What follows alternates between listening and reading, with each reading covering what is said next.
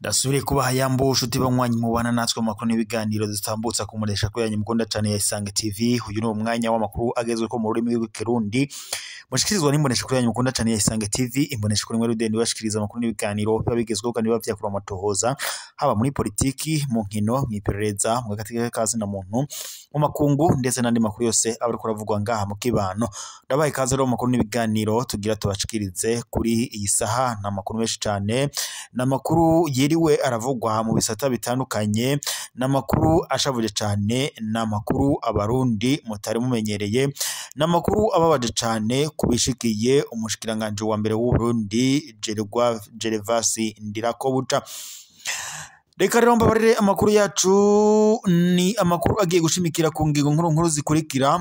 Mu gihe rero amatora yimirije ngaha mu gihugu cyacu cy'u Burundi, abatari bakeyi barahagaritse umutima mu banyagihugu b'u Burundi bavuga ko ibintu bishobora kuzaba bibi nkuko byagenze ubwo wari umukuru w'igihugu cy'u Burundi Pierre Nkurunziza yitozaga mu kibanza mu kiringo ca gatatu mu matora nyene yo kuba umukuru w'igihugu. Ibi rero gushika n'uyu munsi biracahangayikishije abanyagihugu b'u Burundi, bakavuga ko bishobora kuzongera bikaba nkuko vyagenze ubwo wari umukuru w'igihugu Pierre Nkurunziza yitozaga mu kiringo ca gatatu co kuba umukuru w'igihugu c'u Burundi. Murabizi neza uko vyagenze ico gihe, bamwe barahunze abiyamirije ikiringo ca gatatu c'uwari umukuru w'igihugu c'u Burundi Pierre Nkurunziza. Bamwe barahunze, abandi barapfungwa, abandi babarizwa igufwa, ndetse abandi nabo baranyuruzwa, ndetse n'abandi baricwa. Ivyo rero na nubu biracyahagaritse umutima abanyagihugu b'u Burundi, bakavuga ko nubundi mu gihe perezida Evariste Ndayishimiye yazokwitoza mu kiringo ca kabiri mu matora yimirije mu mwaka wa 2027, batazokumva ico kiringo cyangwa se abazokwiyamiriza ico kiringo bashobora kuzobona ibara. Ivyo byose turaza kubirabira hamwe ku buryo bw'ido nido. Mu gihe rero nubundi amatora yimirije ngaha mu Burundi, injyane ziriko ziraduka, icuka kibi casubiriye kwibonekeza hagati mu ndongozi z'umugambwe uri ku butegetsi CNDD-FDD, aho rero bamwe bose urumwe wese ari gushaka kuzohiganwa mu matora ndetse akumva ari we azoyatsinda. Aha twavuga nk'umushikiranganje wa mbere w'u Burundi Gervais Ndirakobuca, aho nawe avuga ko atanezerewe n'inyifato ya perezida Evariste Ndayishimiye, akavuga ko rero bibaye byiza ngo yokurwa agasubirizwa maze hakaja ko uwundi.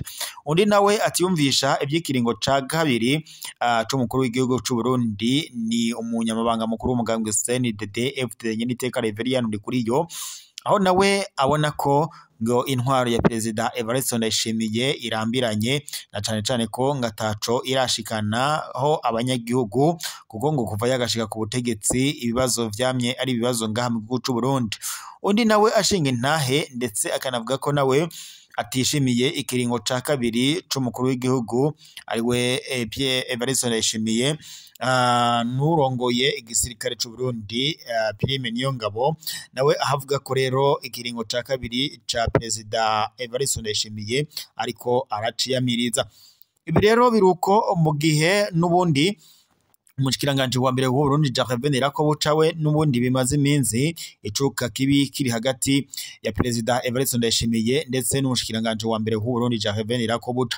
Gervais Ndirakobuca ayagiriza perezida w'u Burundi Evariste Ndayishimiye ko ngo nawe ashobora kuba asigaye arya ibiturire ngo bivanye no kungene ubutare ndetse n'ibindi bikorwa byose bikorwa ngaha birangurirwa ngaha mu Burundi byose ngo ata musaruro biriko biratanga. Akavuga ko rero ibi byose ngo byabaye ugupfukama abanyagihugu mu nda.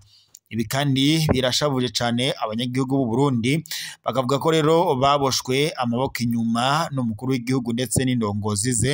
Sibo bonyene rero kuko n'abandi bashikiranganje batandukanye babandanya bavuga ko intwaro ya perezida Evariste Ndayishimiye yapfukamye abanyagihugu mu nda, na cane cane rero ko ibintu vyamye birazamba. Akarero bavuga ku bijanye n'ibipfungurwa ngaha mu Burundi. Abanyagihugu b'u Burundi baridoga bavuga ko inzara iriko irakomba uruho, aho rero bavuga ko ibiciro bibandanya kuduga ataco umukuru w'igihugu ariko arabikorako. Sivyo vyonyene kuko banadonda agatoke ku kibazo kijanye n'igitoro ngaha mu Burundi, bakavuga ko rero umukuru w'igihugu c'u Burundi Evariste Ndayishimiye ngo yoba ari muri bamwe bakorana n'indongozi zikora mu bijanye n'igitoro, ngo bakaba rero bamuha ibiturire agaca yinumira.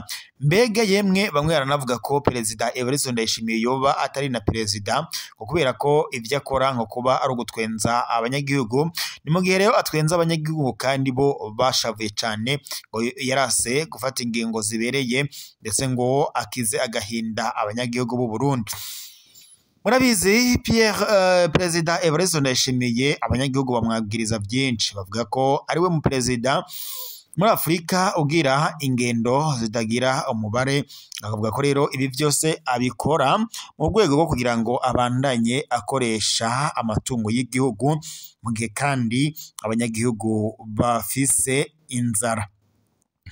Ibi rero birashavuza cane abanyagihugu b'u Burundi, bakavuga ko rero nabo barambiwe intwaro ya Perezida Evariste Ndayishimiye.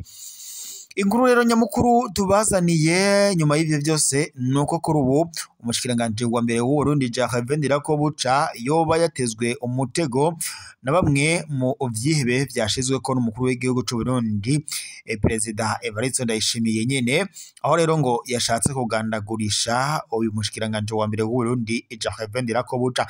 Impamvu Gervais Ndirakobuca nuko adashima inyifato ya Perezida Evariste Ndayishimiye yo gufata abanyagihugu akabapfukama mu nda. Mu minsi iheze umushikiranganje wa mbere Gervais Ndirakobuca yavuze ko atishimiye ingendo ya Perezida Evariste Ndayishimiye ndetse n'umutambukanyi we Angeline Ndayishimiye.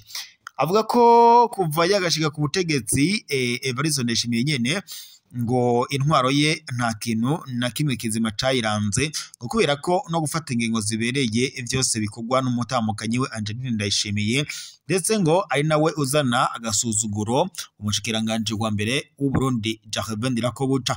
Ibi rero Gervais Ndirakobuca yaravyiyamirije acavuga ko atazokwemera kubaho nyine nkaho atarongoye igisata na kimwe. Ibi rero nivyo bitumye Gervais Ndirakobuca yiyamiriza ibya Perezida Evariste Ndayishimiye, ariko nyene yari aciwe agahanga, bari bamurashe amasasi menshi gusa aramuhoshije, biboneka ko yagira agandagugwe gusa Imana ikinga akaboko, nkuko tubandanya kubishikirizwa n'amasoko yacu nyene ari ngaho, nkuko bivugwa n'ibindi bimenyesha amakuru ndetse bitandukanye bigaruka kuri ayo makuru, nkuko natwe tubishikirijwe mu kanya mu makuru yariko aravugwa nyene ngaha mu gihugu cacu c'u Burundi. Reka tunyarukire mu makungu. Mu gihugu kibanyi ca Kenya hari kuvuga ko hoba hari abantu bane bamaze gufatwa mu gihe bafatiwe nyene mu gihugu ca Kenya n'igipolisi kijejwe uruja n'uruza, igihe ngo bariko bagerageza gushaka kujabukana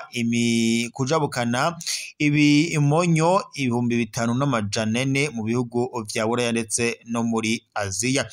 Abo bantu rero inyuma yo kubazwa ico babikoresha, ngo bo bavuga ko ataco baza ariko bazobishikana babishakiye agaciro ngo kiki imonyo kimwe ngo kimwe ngo kw'isoko ari amadolari 220. Uravye rero amadolari 220 ugakuba n'ibimonyo 5,400 ucuronka umumiliyoni n'amafaranga umumiliyoni n'ibihumbi 188 vy'amadolari nyene y'abanyamerika. Ibi rero bikangana n'ubundi kandi ni miliyari 8 ni miliyoni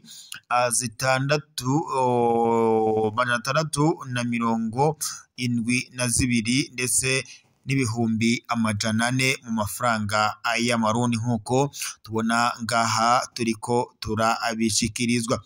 uyu mushinga i Burundi ngo burya ntawo wongera kuwisazi n'imisiba ibikere n'izindi. Aha rero ni bamwe mu banyagihugu b'u Burundi bariko bibaza ivyo bibazo nyene.